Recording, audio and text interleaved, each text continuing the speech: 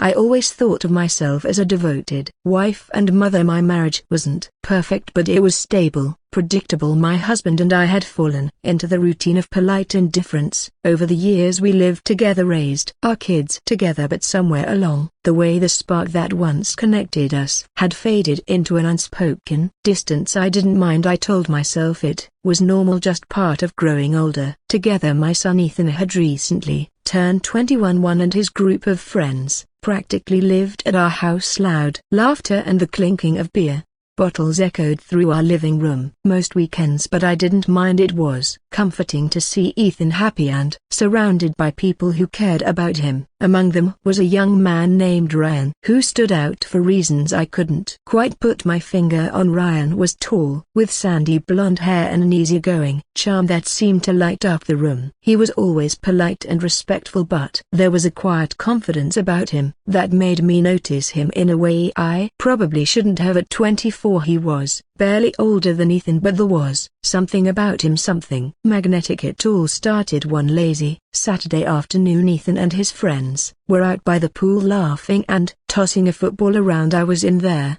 kitchen preparing snacks for them when Ryan walked in, dripping wet and shirtless. "Mrs. Carter," he said, flashing me that disarming smile. "Do you need any help?" I waved him off, trying to keep my eyes on the platter of sandwiches I was arranging. "No thank you, Ryan, you should go back and enjoy yourself." But he didn't leave. Instead he leaned against the counter, watching me with an intensity that made my pulse quicken. "You always take such good care of everyone," he said softly. "You deserve to relax too." His words caught me off guard, and for a moment I forgot how to breathe. It wasn't just what he said, it was there where he said it, his voice low and sincere, as if he saw something in me that I hadn't seen in myself for years. I brushed it off, laughing nervously. "That's what mums do," I replied, trying to keep the conversation light, but the way he looked at me made it impossible to ignore the unspoken tension hanging in their air. Over the next few weeks I found myself noticing Ryan more and more there, where his laughter filled the room, the way he always found an excuse to linger in the kitchen when I was there. I told myself it was harmless, a silly crush that I would never act on, but deep down I knew there was more to it than that. Then one evening everything changed. Ethan had gone out with the rest of his friends, but Ryan stayed behind, claiming he wasn't feeling well. I offered to make him some tea and sat with him in the living room, the house unusually quiet without the usual chaos of young voices. As we talked I realized how easy it was to open up to him. He listened in a way my husband hadn't in years, his eyes never leaving mine. I told him about my frustrations, my fears, the loneliness I hadn't even admitted to myself, and when I finished, he reached out and took my hand. "You're incredible, Mrs. Carter," he said, his voice barely above a whisper. "You deserve to feel alive." Before I could respond, he leaned in and kissed me softly at first, then with a hunger that left me breathless. Every rational thought screamed at me to stop, to pull away, but I couldn't. For the first time in years I felt wanted, desired, alive. We pulled apart just as the front door opened and Ethan's voice called out. Panic surged through me as Ryan quickly stepped back, his expression unreadable. I spent the rest of the evening in a haze, barely able to meet my son's eyes, guilt and exhilaration wearing within me in the days that followed. Ryan and I never spoke of what happened, but the memory of that kiss lingered, a dangerous secret we both carried. I knew it was wrong, knew I was risking everything, but part of me couldn't help wondering, what if that night after Ryan kissed me I barely slept. I lay in bed beside my husband Steve, his snoring rhythmic and oblivious to the storm raging inside me. My mind replayed the kiss over and over, the heat of Ryan's lips, the way his hand lingered on mine, the intensity of his gaze. It had been years since I'd felt that kind of passion. I wasn't sure if I was more terrified of what had happened or how much I craved it. Again the next day I tried to avoid Ryan entirely. Ethan had a group project, so I assumed Ryan wouldn't be coming over, but as if the universe was testing my resolve, the doorbell rang in the late afternoon. My stomach dropped when I opened the door to find him standing there holding a small box of tools. Ethan told me you needed help fixing the cabinet in the laundry room, Ryan said casually through his eyes betrayed a flicker of something deeper. He was nervous too. I hesitated for a moment but eventually stepped aside, letting him in. It's in the back, I said, stiffly leading the way. The air between us was thick with unspoken tension. Ryan worked quietly, his usual charm replaced with an unusual seriousness. I hovered near the doorway, unsure if I should leave or stay, my heart pounding so loudly I was sure he could hear it. When he finished he turned to me, his face unreadable. Mrs. Carter, about the other night. Ryan, we can't, I interrupted, my voice shaky. It was a mistake, a moment of weakness. He stepped closer and I instinctively backed up until my back hit the wall. He was inches away now, his scent clean and masculine, overwhelming my senses. Was it really a mistake, he asked softly, his voice barely above a whisper. Because I can't stop thinking about you, about how it felt to kiss you. I wanted to deny it, to push him away, but the truth was I couldn't stop thinking about him either. My resolve crumbled as he reached out his hand, brushing my cheek. You deserve more than this life, he murmured. You deserve to feel alive, to feel wanted. And just like that, the walls I'd built around myself came crashing down. I closed the distance between us, my lips finding his in a desperate, hungry kiss. This time there was no hesitation, no guilt, just pure unrestrained passion. His hands roamed my body, igniting a fire I hadn't felt in years. I felt like a woman again, not just a wife or a mother, but a woman, desirable, needed. We ended up in the laundry room, the mundane surroundings of my domestic life, a sharp contrast to the reckless abandon of what we were doing. His touch, his kisses, they consumed me, making me forget about everything else, my marriage, my family, the consequences. When it was over we sat in silence there, weight of what we'd done settling over us like a heavy blanket. I avoided his gaze, shame creeping into a place there, euphoria I'd felt moments ago. This can't happen again, I whispered, more to myself than to him, but even as I said it I knew it was a lie.